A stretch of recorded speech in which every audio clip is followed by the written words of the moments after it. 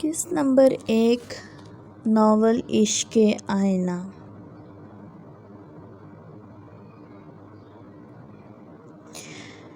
मीरब उठ जाओ, कॉलेज के लिए लेट हो जाओगी बेटा, भाई चले गए हैं तुम्हारे।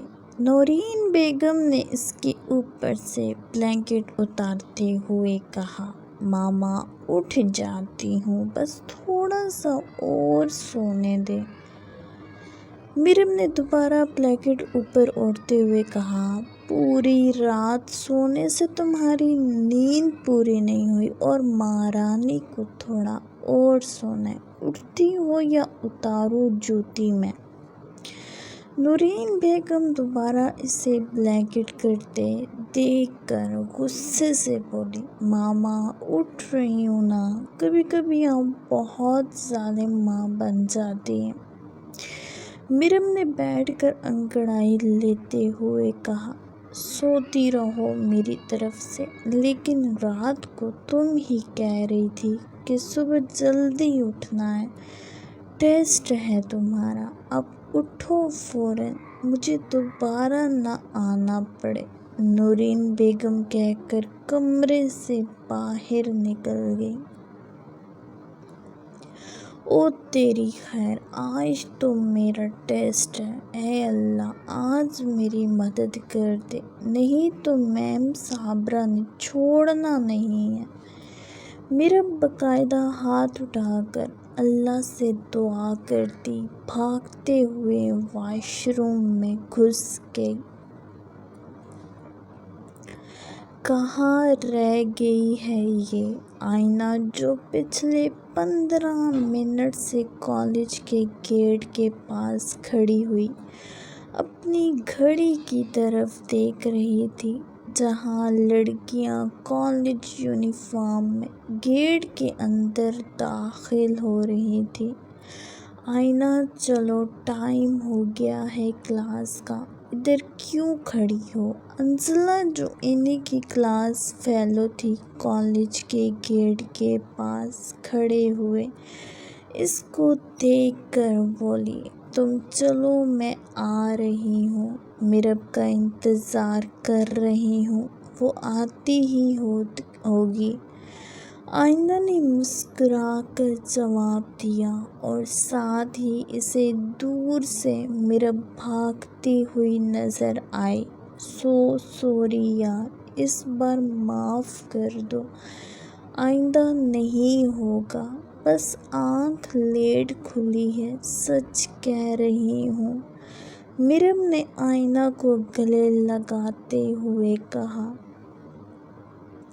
मैं पिछले 20 मिनट से तुम्हारा इंतज़ार कर रही हूँ। तुम्हें ज़रा भी ये एहसास है क्लास का टाइम हो गया और तुम्हारी किस दिन आँख लेट नहीं खुलती। रोज़ तुम ऐसा करती हो। आइंदा मैं चली जाऊँगी। अंदर आईना गुस्से से सुर्ख पड़ते बोली। हाय मैं सदके जावा, अपने बच्चे के बेबी को गुस्सा आ गया। मीरब आईना के दोनों गालों को ज़ोर से खींचते हुए चिढ़ाते हुए बोली। अच्छा ना बाबा, मुँह तो मत फुलाओ, गुब्बारे की तरह आगे ही इनमें हवा भरी हुई है। मीरब आईना के साथ चलते हुए शरारत से बोली। आईना ने घूर कर इसे देखा। अच्छा नहीं यार, ये बताओ फिज़िक्स का टेस्ट याद है? कहाँ यार, फिज़िक्स की किताब खोलकर बैठी ही थी तो ज़याम आ गया कि चलो आइसक्रीम खाने चलते हैं। रात को मुझे और मेहरुशा आपी को आइसक्रीम खिलाने ले गया। रात को बहुत देर से वापस आए और मैं आते ही सो गई। आईना ने इसके साथ क्लास में इंटर होते बताया। ایک تو تمہارا یہ بھورے بالوں والا بندر، نام مت لیا کرو میرے سامنے اس کا، میرب نے چڑھتے ہوئے کہا۔ خبردار میرے اتنے پیارے بھائی کو بندر کہا، آئینہ نے میرب کی کمر پر تھپڑ جڑتے ہوئے کہا اور ساتھ ہی اپنی نشست سنبھالی۔ چونکہ پہلا پیریڈ ہی میم صابرہ کا تھا اور میم صابرہ کلاس میں نہیں تھیں تو کچھ لڑکیاں رٹے مارنے میں مصروف تھیں اور کچھ کو پرواہ ہی نہیں تھی، کچھ باتوں میں مصروف تھیں۔ چل یار پڑھ لیتے ہیں تھوڑا، نہیں تو خالی ٹیسٹ دینا پڑے گا۔ چلو یار، آئینہ نے بھی اس کی بات سن کر اپنے بیگ سے کتاب نکالتے ہوئے کہا۔ آئینہ اور میرب چونکہ FSC کے پہلے سال میں تھیں، ان کی دوستی اسکول میں 9ویں جماعت کے دوران ہوئی۔ میرب کو یہ انتہائی خوبصورت سی ڈال، جو اپنی خوبصورتی سے بے نیاز، اپنے چہرے پہ معصومیت سجائے ہر وقت کتاب میں گھسی رہتی، اس کو سب سے جو چیز منفرد بناتی تھی وہ اس کے چہرے پر معصومیت تھی۔ میرب کو یہ خوبصورت سی ڈال بہت پسند آئی تھی اور آئینہ کو بھی یہ شرارت سی لڑکی اچھی لگی تھی، جو اپنی شرارتوں کی وجہ سے پوری کلاس میں کیا پورے اسکول میں مشہور تھی، لیکن شرارتوں کے ساتھ پڑھائی میں بھی بہت اچھی تھی۔ آئینہ نے زیام کے بعد کبھی کوئی دوست نہیں بنایا تھا، اس طرح ان کی دوستی ہو گئی۔ اچھے نمبروں سے میٹرک پاس کرنے کے بعد آئینہ نے جس کالج میں میڈیکل میں ایڈمیشن لیا، میرب بھی اسی کالج میں ایڈمیشن لے لیا۔ میڈیکل میں اس طرح ان کی دوستی گہری ہوتی گئی اور اسی طرح ان 3 سالوں میں اپنی دوستی میں کسی کو شامل نہیں ہونے دیا۔ یہ ایک کوٹھری نما کمرہ جس کی دیواروں پر کالا رنگ تھا، اس کوٹھری نما کمرے میں ایک میز اور 7 کرسیوں کے سوا کوئی چیز ڈھونڈنے کو نہ ملتی۔ اس کمرے میں ہمیشہ کی طرح اندھیرا ہی اندھیرا تھا۔ 8 لوگ اپنی نشستوں کو سنبھالے اپنے باس کو صورتحال سے آگاہ کرنے کے لیے تیار تھے۔ چہروں پر ماسک پہنے، جس میں صرف ان کی آنکھیں دکھائی دے رہی تھیں۔ باس، ہم مشن میں کامیاب ٹھہرے۔ ان کی آنکھیں خوشی سے چمک رہی تھیں جب ان میں سے ایک کی آواز گونجی، ویل ڈن بوائز، مجھے آپ سب سے یہی امید تھی۔ جبکہ اس کی آنکھوں میں کوئی تاثر دکھائی نہ دیا، اس کی ذرا سی بات پر سب کی آنکھیں چمکنے لگیں۔ باس، ہم نے ان کے 2 بندے بھی پکڑے ہیں، ان کو لاک اپ میں بند کیا ہوا ہے، ان کا کیا کرنا ہے؟ جب ان میں سے ایک باریک سریلی سی آواز کی ایک لڑکی کی گونجی، آگے ہم کیا کرتے ہیں ان کے ساتھ جب بھی ہم مجرموں کو پکڑتے ہیں، بتائیے مجھے؟ باس کی چنگھاڑتی ہوئی آواز گونجی۔ سوری باس، وہ شرمندگی سے سر جھکا گئی۔ کیا تم سب اگلے مشن کے لیے تیار ہو۔ جب باس کی آواز پھر اس کے کانوں میں گونجی، یس باس، سب یک زباں ہو کر بولے، ٹھیک ہے پھر یہ مشن ہم 1 مہینے کے بعد شروع کریں گے۔ سب کو اپنا اپنا کام پتہ چل جائے گا کہ کیا کرنا ہے۔ یس باس، سب کی پھر آواز آئی، ٹھیک ہے اب آپ لوگ جا سکتے ہیں۔ سب اٹھ کر کمرے سے باہر جانے لگے۔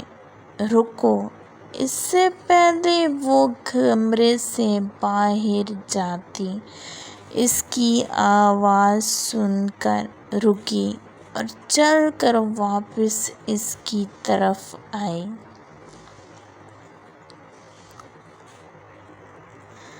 میں کل گھر جا رہا ہوں، میری چھٹی کی منظوری ہو گئی ہے، تمہاری بھی ہوئی ہے، ساتھ میں نے دیکھی ہے۔ جبکہ وہ منہ پھلائے خاموشی سے کھڑی رہی۔ میں تم سے بات کر رہا ہوں، وہ اپنے چہرے سے ماسک اتارتے ہوئے بولا، تم نے سب کے سامنے مجھے ڈانٹا۔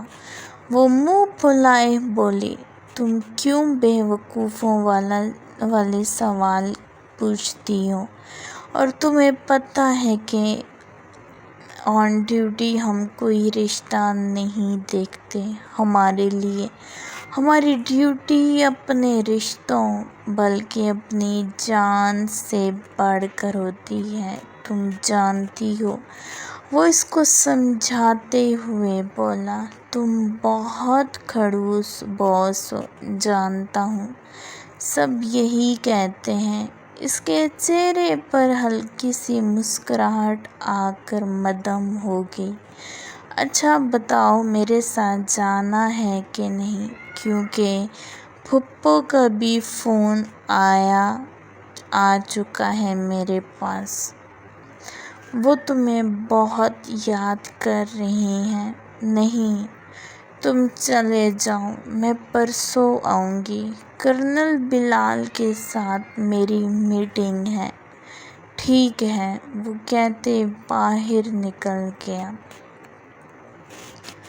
میں نے ایک فیصلہ کیا ہے۔ پورے مجمع میں جلال الدین عالم شاہ کی آواز گونجی۔ اس وقت گاؤں ہرڑ میں پورا گاؤں جمع ہوا تھا۔ جہاں سامنے جلال الدین عالم شاہ آنکھوں میں مسرت لیے اپنے خوب رو دونوں پوتوں کو دیکھ رہے تھے۔ ایک کی آنکھوں میں ہمیشہ والا شرارت اور چمک واضح دکھائی دی اور دوسرے کے چہرے پر ہمیشہ والی بیزاری۔ کہنے کو تو وہ دونوں جڑواں بھائی تھے، دیکھنے میں ایک جیسے۔ پہلی نظر میں ان کو جو بھی دیکھتا سب یہی کہتا کہ وہ ایک ہی ہیں، لیکن ان کی ایک کی ہلکی بیئرڈ، اوشین بلو آنکھیں جو ہر وقت شرارت سے چمکتی رہتی، دوسرے کی گھنی بیئرڈ آنکھیں گہری بلیک جن میں ہر وقت سنجیدگی چھائی رہتی۔ گاؤں والے پوری توجہ سے جلال الدین عالم شاہ کی باتیں سن رہے تھے۔ انہیں تجسس بھی تھا کہ آخر جلال الدین عالم شاہ نے کیا فیصلہ سنانے والے ہیں، اور ساتھ ہی جلال الدین عالم شاہ کے دونوں پوتوں کو دیکھ رہے تھے، جو کم ہی ایک ساتھ گاؤں میں نظر آتے۔ میں نے فیصلہ کیا ہے کہ میں سرپنچ کی پگڑی اپنے پوتے کے سر پر سجاؤں۔ جلال الدین عالم شاہ نے اپنے پوتوں کو دیکھ کر کہا، کیا آپ لوگوں کو کوئی اعتراض ہے؟ نہیں ہمیں کوئی اعتراض نہیں، پورا مجمع گونج اٹھا۔ سب کی نظریں جلال الدین عالم شاہ کے پوتوں پر اٹھیں، جو سامنے ہی ٹھان باندھ کے ساتھ ٹانگ پر ٹانگ رکھے ایک جیسے، جو خوبصورتی میں اپنا آپ تھے، اپنے دادا کا فیصلہ سن رہے تھے۔ گاؤں والے آنکھوں میں تجسس لیے کہ جلال الدین عالم شاہ سرپنچ کی پگڑی کس پوتے کے سر پر سجاتے ہیں، کیونکہ دونوں ہی پوتے جلال الدین عالم شاہ کی آنکھ کا تارا تھے۔ گاؤں والے کیوں کر اعتراض کرتے؟ گاؤں میں کسی کو ذرا بھی پریشانی ہوتی، وہ ہمہ وقت ان کی مدد کرنے کو تیار ہوتے۔ جلال الدین عالم شاہ نے اپنے دونوں پوتوں کو اپنی طرف آنے کا اشارہ کیا۔ شفان عالم شاہ نے چہرے پر مسکراہٹ لیے شمائم عالم شاہ کو دیکھا۔ چلو یار، شفان نے اسے دیکھتے کہا۔ جسے جلال الدین عالم شاہ نے بڑی مشکل سے سرپنچ کے لیے راضی کیا تھا۔ شمائم عالم شاہ نے شفان کو گھور کر دیکھا، جو اس کی حالت پر دانتوں کی نمائش کرتے اسے دیکھ رہا تھا۔ دونوں ایک ساتھ جلال الدین عالم شاہ کی جانب بڑھے۔ جلال الدین عالم شاہ نے اس کے بیزار چہرے کی طرف دیکھتے اپنے چہرے پر مسکراہٹ لاتے اس کے سر پر سرپنچ کی پگڑی رکھ دی اور ساتھ ہی ایک نظر شفان کو دیکھا، جس کی آنکھوں میں ہمیشہ کی طرح وہی چمک دکھائی دی۔ پورا مجمع تالیوں سے گونج اٹھا۔ جلال الدین عالم شاہ نے شمائم کو گلے لگایا، شفان نے بھی آگے بڑھتے اسے زچ کرتے گلے لگایا۔ مبارک ہو برو! شفان نے شرارت سے اسے دیکھتے کہا، جو اسے گھور کر دیکھ رہا تھا۔ سڑو ہی رہنا ہمیشہ! شفان نے منہ بناتے اسے دیکھا۔ جلال الدین عالم شاہ گاؤں کے سرپنچ تھے۔ ان کی جدی پشتی سے یہ سلسلہ چلتا آ رہا تھا۔ گاؤں میں کوئی بھی مسئلہ ہوتا تو جلال الدین عالم شاہ کے ڈیرے پر بھاگتے اور جلال الدین عالم شاہ کو اپنا مسئلہ بتاتے اور حل نکالتے۔ جلال الدین عالم شاہ کے بیٹے ہمایوں صاحب، جو اس سرپنچ کی پگڑی کے حقدار تھے، کبھی دلچسپی نہیں لی۔ ہمایوں صاحب نے مختلف شہروں میں اپنا بزنس اسٹارٹ کیا ہوا تھا، جن کی وجہ سے ملک کے جانے مانے مشہور بزنس مین میں شامل تھے، جن کے ساتھ شفان اور شمائم دونوں ساتھ دیتے۔ شمائم اور شفان نے مختلف برانچوں کو سنبھالا ہوا تھا، لیکن جلال الدین عالم شاہ کے کافی بار کہنے پر شمائم عالم شاہ کو راضی ہونا پڑا، نہیں تو اسے بھی ہمایوں صاحب کی طرح کوئی دلچسپی نہیں تھی۔ اسی طرح عورتوں کو بھی کوئی مسئلہ یا پریشانی ہوتی تو وہ حویلی میں بخت بیگم کے پاس جاتی، جو حویلی کے تخت پر بیٹھ کر عورتوں کے مسئلے سنتی اور مسئلے کا حل نکالتی۔ مہروش بیٹا، بھائی کو فون کرو، ابھی تک آئے نہیں دونوں۔ رباب بیگم ٹی وی لاؤنج میں آتی بیٹھی۔ مہروش سے بولی جو آج یونی سے جلدی آ گئی تھی۔ جی ماما، کرتی ہوں کال۔ مہروش اپنا فون اٹھاتے زیام کا نمبر ملانے لگی۔ بیل جا رہی تھی جب تیسری بیل پر فون اٹھا لیا گیا۔ کہاں ہو سامی، ابھی تک پہنچے نہیں تم لوگ؟ ماما پریشان ہو رہی ہیں۔ مہروش زیام کے فون اٹھاتے ہی بولی، آ رہے ہیں آپی، راستے میں ہیں۔ زیام اکتاتے ہوئے سرخ چہرہ لیے بولا اور ساتھ ہی بیٹھی آئینہ کو دیکھا جو مزے سے آئس کریم کھا رہی تھی۔ کیا ہوا ہے زیام؟ آئینہ کہاں ہے؟ کچھ کہا تو نہیں تم نے اسے؟ میں نے کیا کہنا ہے آپی، یا میں کیا کہہ سکتا ہوں؟ مزے سے آئس کریم کھاتے آئینہ کو گھورتے کہا۔ زیام، تم نے آئینہ کو کچھ کہا تو میں ڈیڈ کو اس بار تمہاری شکایت لگاؤں گی۔ سب کچھ زیام ہی تو کرتا ہے۔ آ رہے ہیں ہم، زیام نے کہتے فون بند کرتے موبائل ڈیش بورڈ پر پھینکا۔ یہ لو تم بھی کھاؤ۔ آئینہ نے معصومیت سے آئس کریم کا چمچ بھر کر زیام کے سامنے کیا جو سرخ چہرہ لیے ڈرائیو کر رہا تھا۔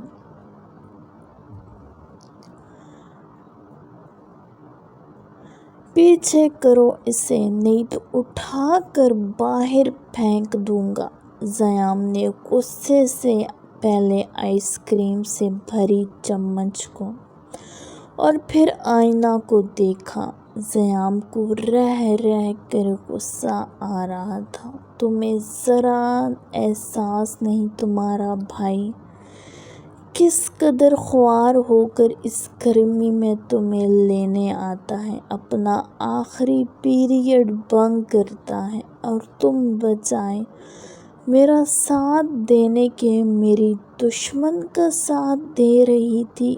زیام کو نئے سرے سے غصہ آنے لگا جبکہ آئینہ کندھے اچکاتی ڈھیڑائی سے مزے سے آئس کریم کھانے لگی جیسے زیام کی کسی بات کا اسے اثر نہ ہو۔ ایک شیر تھا تو دوسرا سوا شیر، کس کو سمجھاتی؟ دونوں ہی ایک دوسرے کو کاٹ کھانے والی نظروں سے توڑتے۔ اس لیے زیام کے سرخ چہرے اور اس کے غصے کو نظر انداز کرتے مزے سے آئس کریم کھانے لگی جیسے یہ روز کا معمول ہو۔ نہیں چھوڑوں گا میں اس لومڑی کو، زیام نے آئینہ کو خاموش دیکھتے دانت پیستے کہا، جیسے وہ لومڑی اس کے دانتوں تلے ہو۔ چھوٹے سائیں بی بی جی یونیورسٹی کے باہر پاس ہی کافی شاپ میں ایک لڑکے کے ساتھ بیٹھی ہیں اور وہ لڑکا بی بی جی کے ساتھ پڑھتا ہے۔ میں آپ کو ایک ویڈیو بھیج رہا ہوں، آپ دیکھ لیں۔ شمع معلم شاہ جو میٹنگ اٹینڈ کرنے کے لیے نکلنے لگا تھا، اس کے خاص ملازم کریم کا فون آیا۔ اس کی بات سن کر غصے سے اس کی رگیں تن گئیں۔ تبھی کریم کے نمبر سے ایک ویڈیو کا نوٹیفیکیشن آیا۔ ویڈیو دیکھ کر اس کی آنکھوں میں خون اتر آیا جہاں ایک لڑکا اس کی بیوی کے ہاتھ پر ہاتھ رکھے ہنس رہا تھا، جس کا ساتھ اس کی بیوی بھی دے رہی تھی۔ دونوں کسی بات پر ہنس رہے تھے۔ اس نے کریم کا نمبر ملایا۔ شام تک اس لڑکے کے ہاتھ پاؤں سلامت نہ رہے کریم، نہیں تو میں تمہیں زندہ نہیں چھوڑوں گا، اس نے دھاڑتے ہوئے کہا۔ اور فون بند کر کے زور سے دیوار سے مارا۔ موبائل کے ٹکڑے ٹکڑے ہو گئے۔ سامنے ٹیبل پر پڑی چیزوں کو اٹھا اٹھا کر پھینکنے لگا۔ ایسا کیسے کر سکتی ہو میرے ساتھ؟ کیسے، کس طرح میری امانت میں خیانت کر سکتی ہو؟ کس طرح؟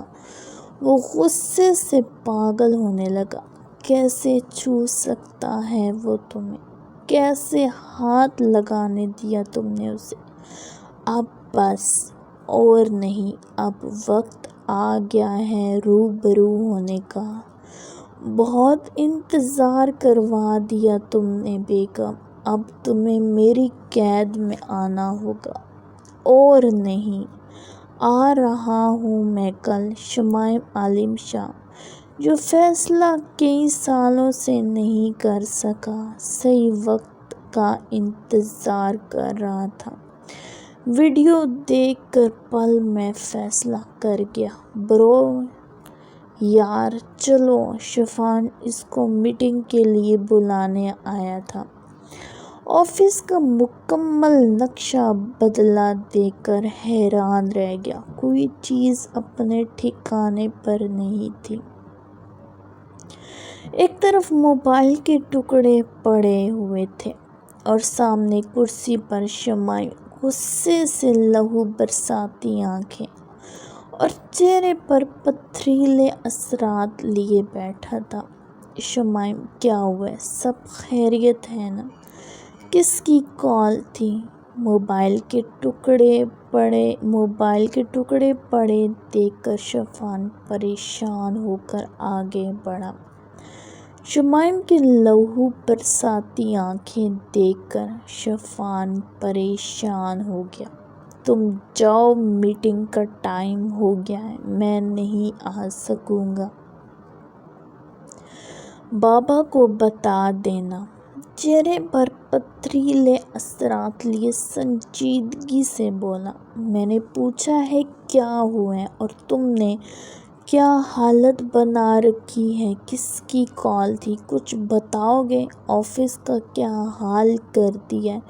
بابا آگے اوپر سے پھر میں نے کہا جاؤ، ٹائم ہو گیا ہے میٹنگ کا، میں گھر جا رہا ہوں۔ وہ دھاڑا، میں نہیں جاؤں گا جب تک تم نہیں بتاتے، شفان نے جواب دیا۔ شمائم سرخ آنکھوں سے گھورنے لگا۔ شفان کی ضدی طبیعت سے بھی واقف تھا۔ جب تک اس کو بتاتا نہ وہ یہاں سے نہیں جاتا۔ میں جا رہا ہوں، تم ہی یہاں رہو۔ وہ اٹھ کر اپنا کوٹ اٹھا کر باہر کی جانب بڑھا۔ اور ہاں، بابا کو نہ بتانا اس بارے میں، اور جاتے ہوئے میں امجد کو کہہ دوں گا، وہ سب صاف کر دے گا، کہہ کر باہر نکل گیا۔ پیچھے شفان کی پریشانی میں اور اضافہ ہوا کہ کیا بات ہو سکتی ہے، ورنہ وہ جتنا پریشان ہوتا اس طرح چیزوں پر غصہ نہ نکالتا۔ پوری زندگی میں پہلی بار اس کو اتنا غصے میں دیکھا تھا۔ مجھے پتہ لگانا ہوگا کہ کیا ہوا ہے۔ بابا کو بتاؤں؟ نہیں، بابا کو بتایا تو وہ پریشان ہو جائیں گے۔ دادا جان سے بات کروں گا، وہ فیصلہ کرتا ایک نظر اجڑے آفس کی طرف ڈال کر باہر نکل گیا۔